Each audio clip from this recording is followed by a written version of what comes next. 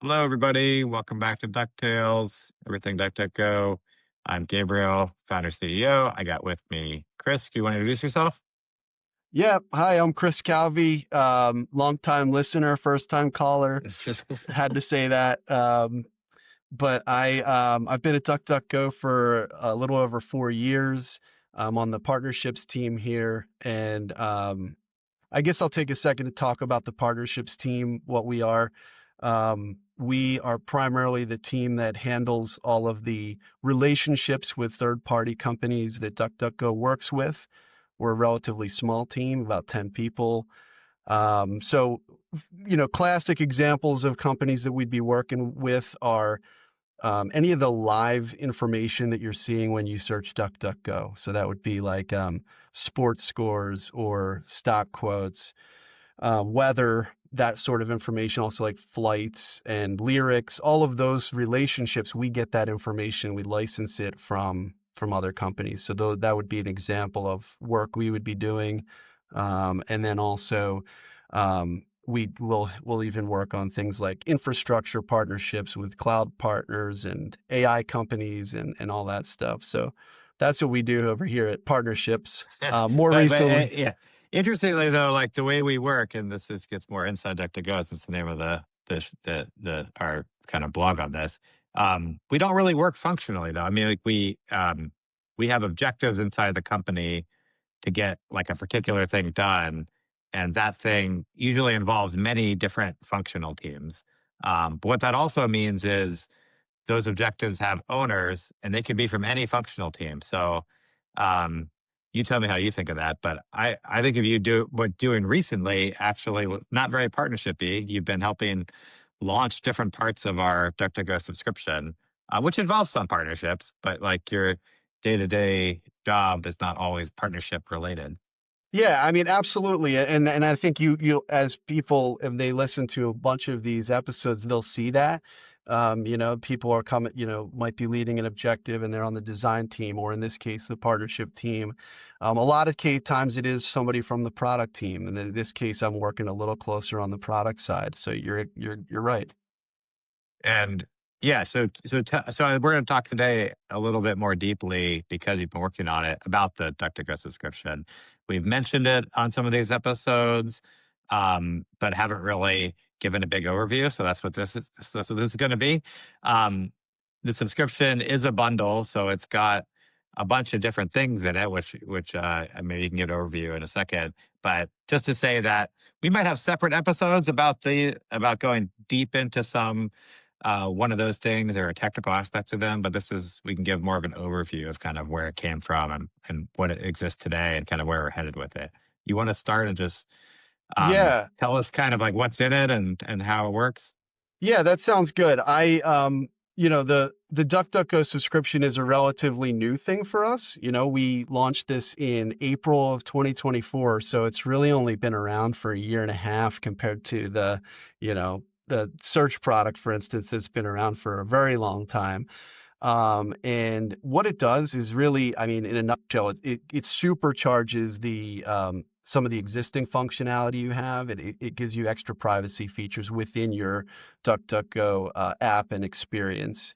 It does a little beyond that too, which we'll talk about, but that's the key thing. The other thing I will note is that if for longtime subscribers, you may have originally remembered it being called Privacy Pro.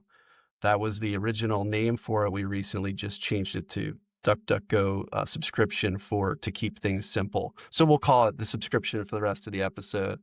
But Yeah, before give us the basics. Like, yeah, yeah, what's the in it? basic things. Yeah. So the four basic things in there are you got a VPN, which we'll talk about what that is in a second.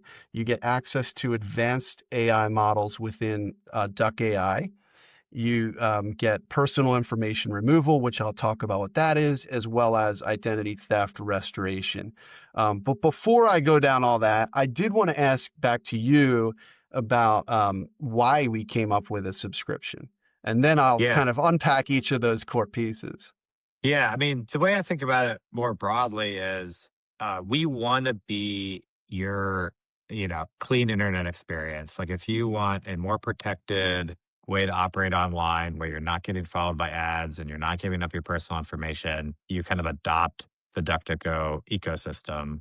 Um, and so that's our browser, it's our search engine, it's our AI product.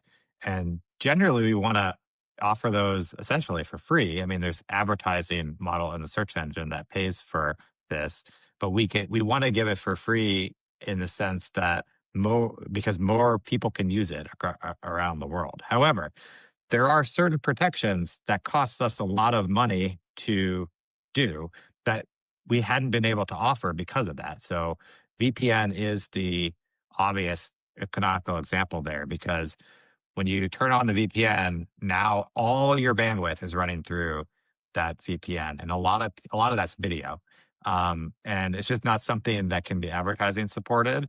It doesn't. The numbers don't add up, and so we've wanted to offer that because it is a key part of being fully protected for people who want that kind of fuller protection.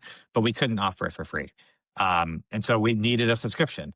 At that point, I thought, hey, we could just offer a VPN, but I think there are other things in this category that like have real kind of marginal cost in business terms.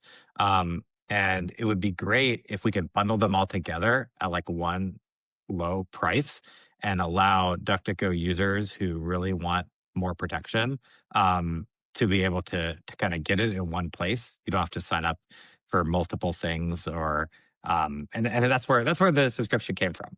I think we're living up to that. I hope over time we add more and more things and make it more and more valuable without increasing the price or much at all. But yeah, that's where it came from. Yeah, I mean that makes sense to me, and it's to dive into the kind of the four pieces of functionality. I'll start with VPN because you mentioned that. We probably should give a little bit of a high level of what a VPN is. So, it stands for virtual private network, but what that means is that we basically have this anonymous, private, secure, no logs VPN server that's sitting out there, right? And we have these in 40 locations around the world. You likely are connecting to the one closest to you, but you can change it to go to another country. But what it does is all of your internet traffic, the requests that you're making to, for instance, as you browse the web, are going to be securely, essentially tunneled through that server and then sent out to the resource where you're requesting that information. So the website that you're accessing, they're not going to see under normal conditions without a VPN, they would see your IP address. In this case, they're going to see the DuckDuckGo server's IP address, which is meaningless essentially to them from a privacy perspective. So it preserves your privacy on that front. And then so they're sending that information back and then it's coming back to you. So then the second place where it's adding privacy is on your own sort of like your internet connection. So if you're making that request, in a lot of cases, your internet provider, or if you're using like a public Wi-Fi, they can see the sites that you are accessing and sometimes can see the information that's coming back and forth. And in this case, since it's all being encrypted and coming through going to DuckDuckGo's server first, they're only seeing that you're connecting to this one server and that they're not seeing any of the data in between. So it gives you sort of that two different protections when you use a VPN. I don't know if I've Yeah, done it no, they justice. Yeah. I think you did a great job there. The only thing I would add to that is, yeah, so it really shields your IP address and other information from leaking to both your internet provider and the sites that you're visiting, as well as all the places in between, too. People may not realize, like when you route across the internet, you connect to something and then you connect to like a bunch of different hops in between, lots of other internet providers. And it shields not only from the endpoints, but everything in between. Additionally, the IP address is often used to get your location. And so by effectively shielding your IP address, you're effectively shielding your location. And the final thing I would add is like, it may seem esoteric, like, do I need to shield this stuff from these people? But it's been well documented that ISPs, internet providers, are selling this data all the time. And so if you want to be maximally protected, you do want to have the VPN. And I leave it on all the time, our VPN. The final thing I would add, which doesn't relate to the privacy necessarily, but it kind of relates to it in the sense that trusting us is that we decided not to sub-license this VPN or anything from anybody else. We made this from scratch. We're operating all the servers ourselves. And so it's fully DuckDuckGo operated. Yep. Thank you. And then on the kind of jumped into the next feature that I had mentioned was the advanced AI models that you get in Duck AI. So Duck AI is free. You don't need an account to access it, and it's our chat our AI chat product. But if you're a DuckDuckGo subscriber, you get access to advanced models and higher limits on the models that are available for free. So the advanced models, sort of the difference between the advanced models and the free models. Well, the advanced models, just to name them, are OpenAI's GPT 4o, GPT 5, Anthropic's Claude Sonnet 4, and Meta's Llama 4 Maverick. And so these are available if you're a subscriber, and then we have the free models, which are available to everyone. Those free models are great for lighter weight tasks that are optimized for speed, whereas these more advanced models are made for more complicated, prompts and more challenging scenarios. I don't know if you have anything to add on to that. No, that's a good explanation. The only thing I would add would be it's for the same reason like the VPN. Like these advanced models cost a lot of money to run. Like when you're doing the computation on advanced models, it's more computation is more cost. And so we just couldn't offer them for free. But as part of the subscription, it's a natural fit. And, if you're paying for it, and we haven't said the price yet, so why don't you explain what Yeah. our pricing is? So, But if so you're paying for it, we can afford to like give you this, but we're still trying to strike a balance here and we're not trying to make tons of money off this. We're trying to give a good price for the bundle. And so we think we've been pricing it competitively. Yeah, absolutely. And let's step back. The thing I'll say is it's available in 30 countries today. So the US, Canada, UK, and all 27 member countries of the European Union. And the price in the US is $9.99 a month, and it's $99.99 a year. So basically $10 a month or $100 a year if you sign up annually. And then that's basically in your local currency if you're subscribing from one of those other countries. But you can get a free 7-day trial too. So that's important to note. So you can give it a spin, see if you like it, and then if you do like it, you can continue on. Got it. Okay. So we had VPN and Duck AI advanced models. Now, as I understand that those are available in all those countries. The other two features are more US, or there's one of them US specific, and one of them we need to talk about how it might differ, right? Yeah. So let's talk about personal information removal first, because I think that one is US only. And the reason for that is you could probably go on about this. It's primarily a US only problem. And so what happens if you've ever searched, for people listening who have ever searched the internet for their name, which I'm sure everyone's done at some point, you're going to see yourself show up especially if you type in your name and your city, if you have a less common name, you're going to see a bunch of stuff show up, a lot of kind of spammy sites that have your address, maybe your phone number, email, some other information, maybe socials. This stuff they are selling essentially. And in the US, a lot of countries make that illegal. In the US, it's not. So what we will do is, with personal information removal, is we help you go out and on your behalf, we opt you out from I think at least 80 sites like that today, and we add more all the time. And so that's how that works. But I don't know what else you have to add on to that. No, you're right. I mean, that's why it's in the US, because it's just not a problem. It's not really a problem outside the US. I mean, the only thing I would add would be this is one of the reasons why people are getting tons of spam texts and junk mail previously, but now lots of everyone's got a phone, spam texts. And so if you remove yourself from these sites, that will reduce. as well as potential for identity theft. And so, and spam emails too. Sometimes the emails out there. In any case, uh, it's US only, but if you're in the US, it is a real problem. And I suggest you do something about it, if not from us, from somewhere, because it really does make a difference if you remove the things. Now, the other thing I would say, and we probably do another episode of this, is that these sites are often, like you said, they're buying and selling information from other sites and other places. And so if you just remove yourself once, your information will come back on these sites eventually, because um, they just buy it again and get it from somewhere else or from public record or something like that. That's another problem with the US, is they get it a lot from public record. So like you like buy a house or something and they end up buying that information.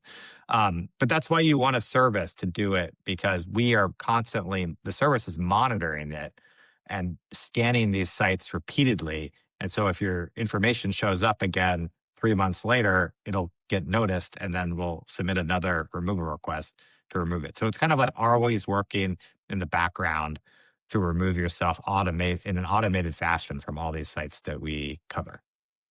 Is it worth talking about kind of how that information stays on your local machine in this? Yeah, I think so. I think so, because it's a differentiator, and it took us a lot more time to build this because of that. But I do think it's a privacy benefit and worth it relative to other sites that do similar.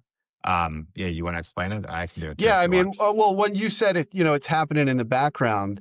What we mean is quite literally on your computer in the background. It's not happening on your data, because in order to opt out, you need to provide your name, right? And some information so that the service can opt you out. So rather than that information living on our servers and then doing the opt outs, it lives on your computer and does the opt out. And to your point, you mentioned that's a differentiator, and it's like a core thing for us is that we don't want your personal information as much as possible. We just don't want it, and so that's I think was worth mentioning with this product.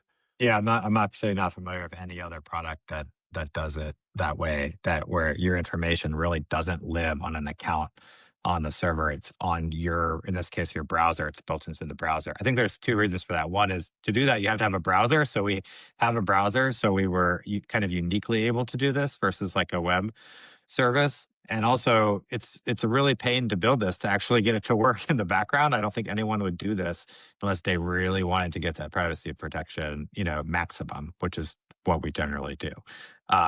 So yeah, it's unique in that regard.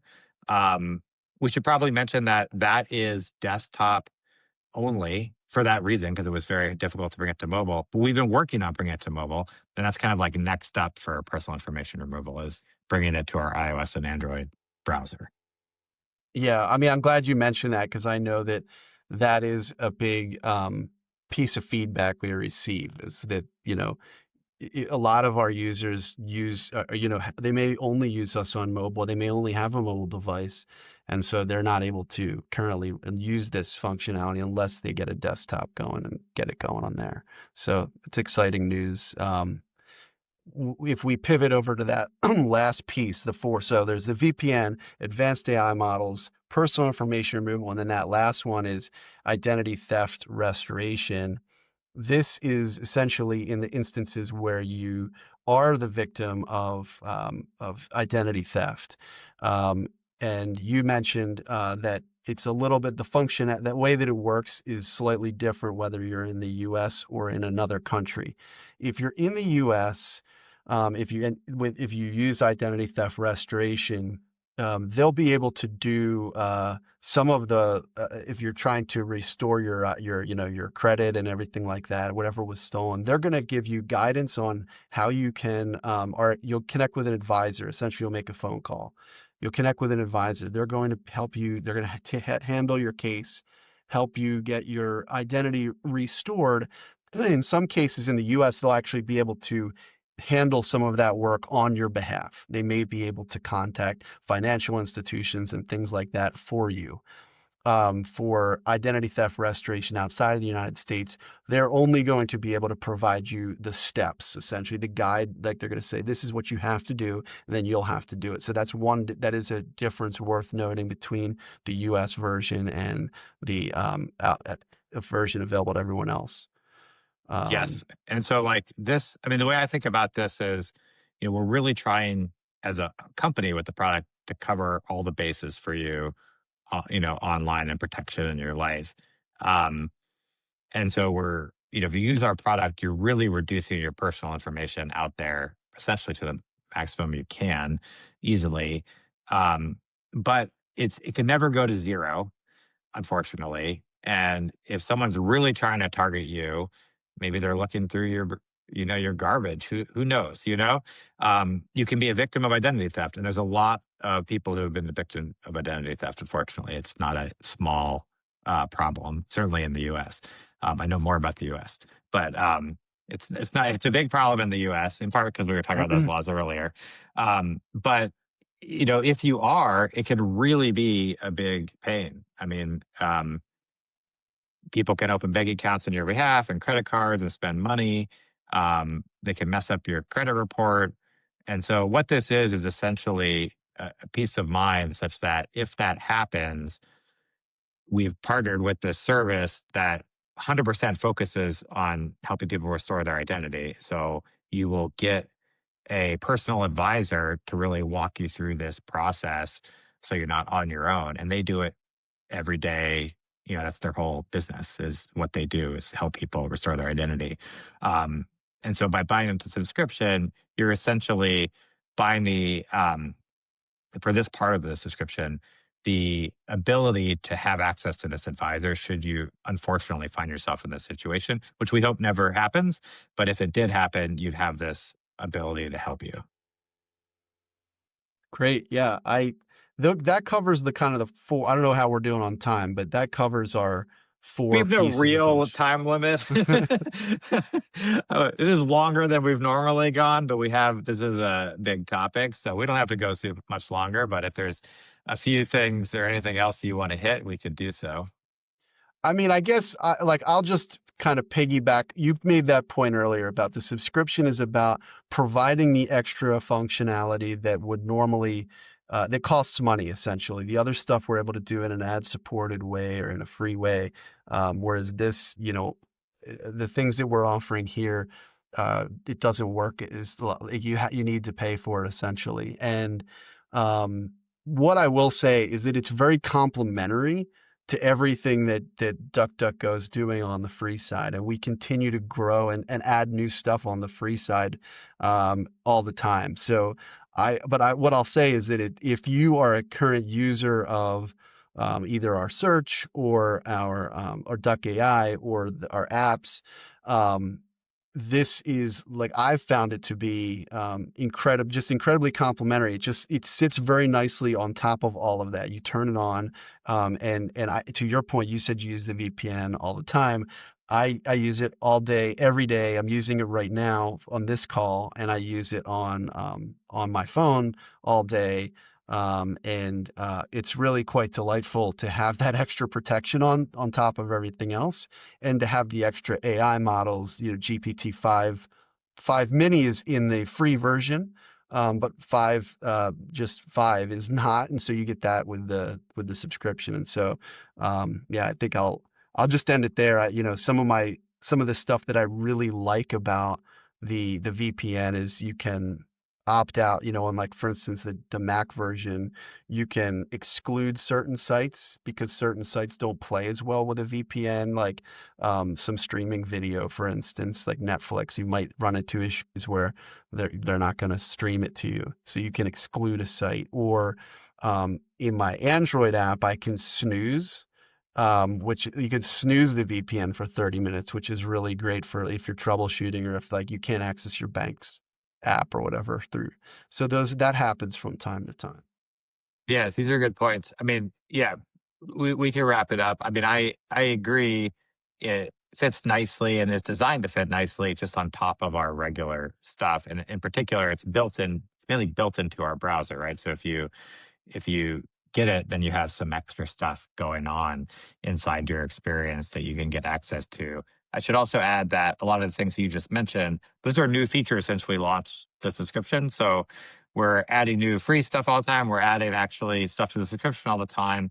We plugged a few times, but we have a quarterly update website, duckduckgo.com/updates. I think it's /updates.